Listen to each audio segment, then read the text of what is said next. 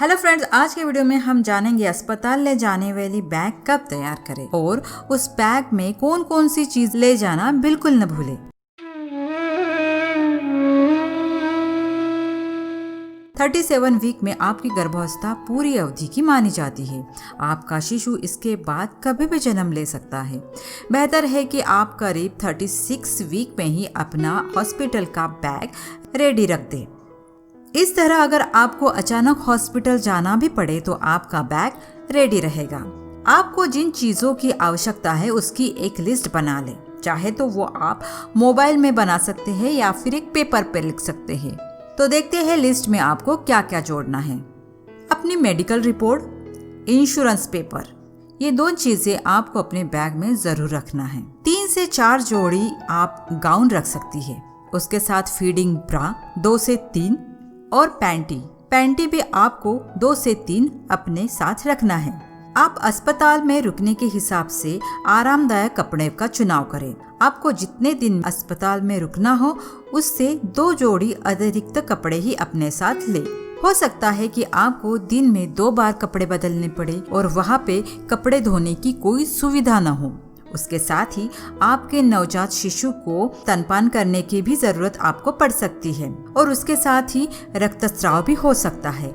ऐसे में आपके कपड़े जल्दी गंदे हो सकते हैं। सुनिश्चित करें कि आपके कपड़े ऐसे हो जिसमें आप स्तनपान कर सके, वो कमर से ढीले हो। इसके लिए मैटरनिटी मैक्सी सबसे अच्छा ऑप्शन है।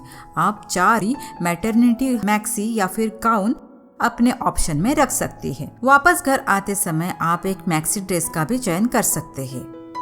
डिस्क्रिप्शन बॉक्स में हम कुछ ऐसे एक लिस्ट दे देंगे, वहां से आप अपने लिए कुछ सामान हॉस्पिटल बैग के लिए खरीद सकते हैं जिसमें आपको आसानी होगी। उसके साथ ही आपको एक जोड़ी चप्पल रखना है जो कि आरामदायक हो।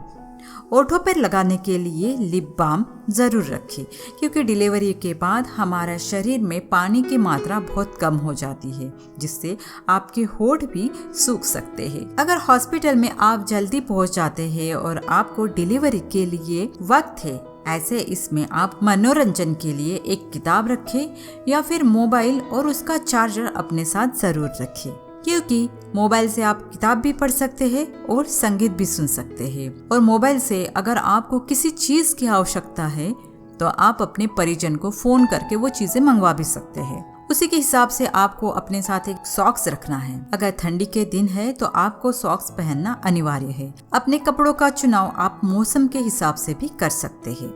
उसके साथ ही गर्भस्थ महिला के लिए नहाने धोने के लिए कुछ चीज़ों की आवश्यकता पड़ेगी जिसे हम टॉयलेटरीज कहते हैं, जिसमें आपको कंघी, टूथब्रश, टूथपेस्ट, शॉवर जेल और शैम्पू रखना है और एक कपड़े धोने का साबुन भी आपको उसमें समावेश करना है।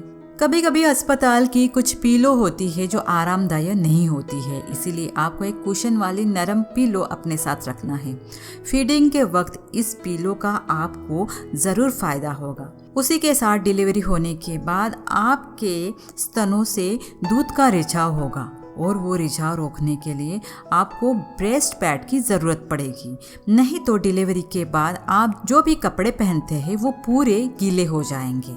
तो इसीलिए आपको ब्रेस्ट पैड रखना बहुत ज़रूरी है। मैटरनिटी सैनिटरी पैड, ये पैड सामान्य पैड से मोटे होते हैं। इसका एक जोड़ आपको रखना है। उसके साथ ही आपको अपने साथ एक बेडशीट, एक शॉल, एक स्टॉल या दुपट्टा, ताकि जब आप स्तनपान कर सके तो अपने आप को ढक सके। इसमें आप एक नरम तौलिया और नैपकिन इसे जरूर जोड़ें। उसके साथ ही एक पानी की बोतल, गिलास, चमचा, चाकू, इसे भी अपने बैग में रखना ना भूलें। उसके साथ ही आपको एक थर्मास भी आपके साथ रखना है क्योंकि डिलीवरी के बाद आपको रोज गर्म पानी ही पीना है। ये तो हुई गर्भस्थ माँ की लिस्ट। अब हम जानेंगे कि शिशु के लिए हमें अपने बैग में क्या क्या रखना है। उसी तरह गर्मी या सर्दी के हिसाब से आपको अपने शिशु के कपड़ों का चयन करना है। गर्मी के दिनों में कॉटन वाले खुले कपड़े का इस्तेमाल करें। वही सर्दी के दिनों में आपको 2 sweater, full hand full leg कपड़े का चयन करें। 3 से 4 जोड़ी बच्चों के हाथ और पैरों के लिए दस्ताने, ताकि वो खुद को खरोच न पहुंच सके। कुछ नवजात बच्चों के नाखून जन्म के बाद ही काफी बड़े होते हैं और इससे उनको नुकसान पहुंच सकता है। 2 से 3 टोपी, शिशु के बिस्तर पर बिछाने के लिए सूती चादर, शिशु को आप जहाँ पे सुलाते हैं वहाँ पे डालने के लिए एक वाटरप्रूफ बेड प्रोटेक्टर और उसके ऊपर डालने के लिए एक चादर। ठंडियों के दिनों में शिशु को ओढ़ने के लिए एक कंबल। अगर गर्मियों के दिन है तो मुलायम सा एक चद्दर का आप इस्तेमाल कर सकते हैं। सूती नैपी यानी कॉटन के जो हम घर में बनाते हैं, ऐसे नैपी आपको 10 या 12 रखना है। शिशु के जन्म के बाद शिशु 10 से 20 बार पेशाब और मल त्याग करता है, इसीलिए आपको सूती की नैपी ज्यादा से ज्यादा अपने पास रखना है। उसके साथ ही आप नैपी पैड या फिर डायपर का भी इस्तेमाल कर सकते हैं।